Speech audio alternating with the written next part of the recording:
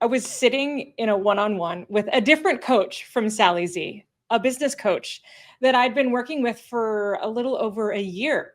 And I think I spoke for like a solid 5 to 10 minutes before he said a single word. Anybody ever done that before? I was just sort of spewing words. I said, "We are so busy on paper. We are so busy. We have so many projects going right now. We've got all kinds of results from the work, and our clients are truly seeing the impact. But here's the thing, we're not seeing it. We're not seeing the revenue. We're not seeing the profit, and I can barely afford to pay my people." I went on and on and on about how generous I was being and about how much work I was really helping make an impact. And then I sat back and stopped. There was silence in the room, so much silence I could hear a lawnmower go by outside, the kind of thing where you're like, I don't think he said a word for the last 10 minutes.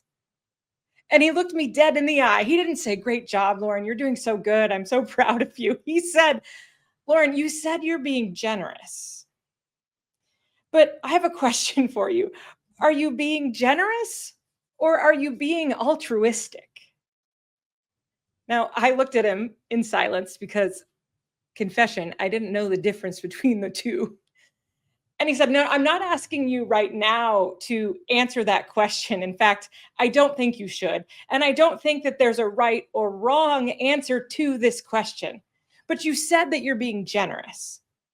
And what you're describing to me, the state of your company and the way that you're feeling about the work, feels altruistic, not generous."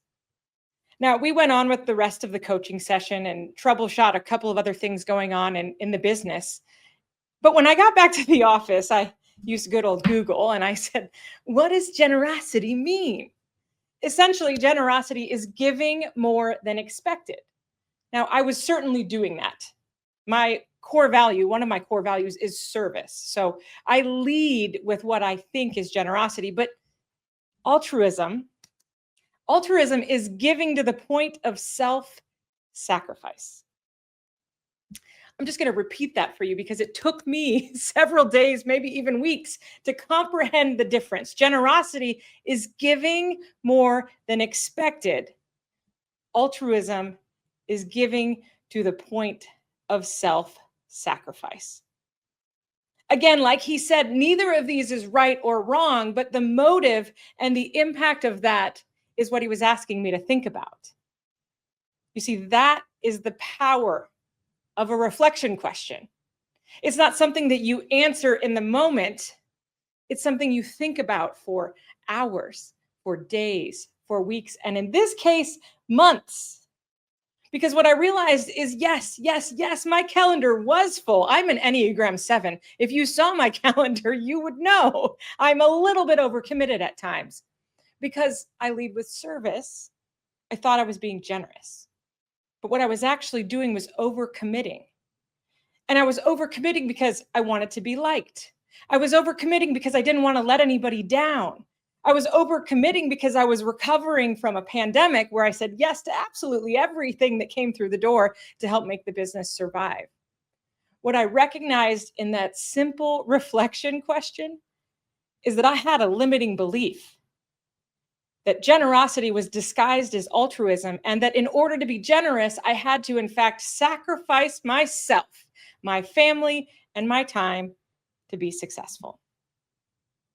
That is the power of a reflection question.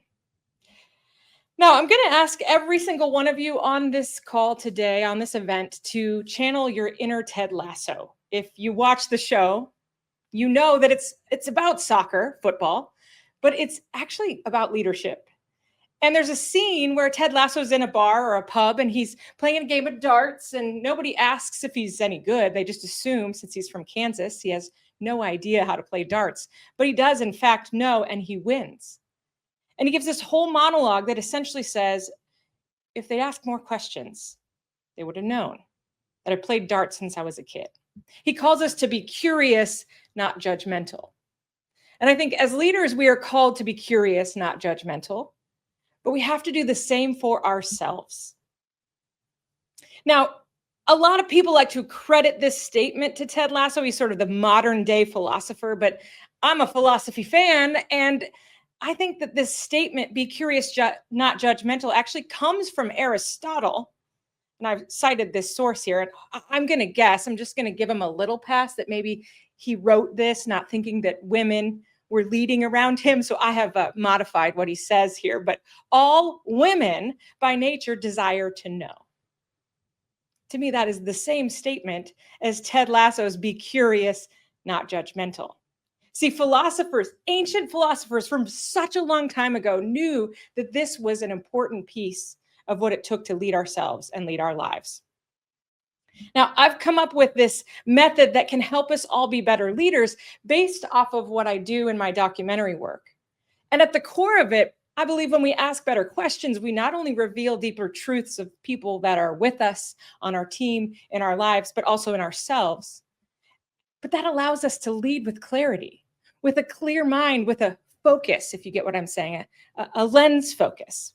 And so today I'm going to teach you a little bit about the question lens method and ask you as a leader leading yourself to shift from knowing to noticing.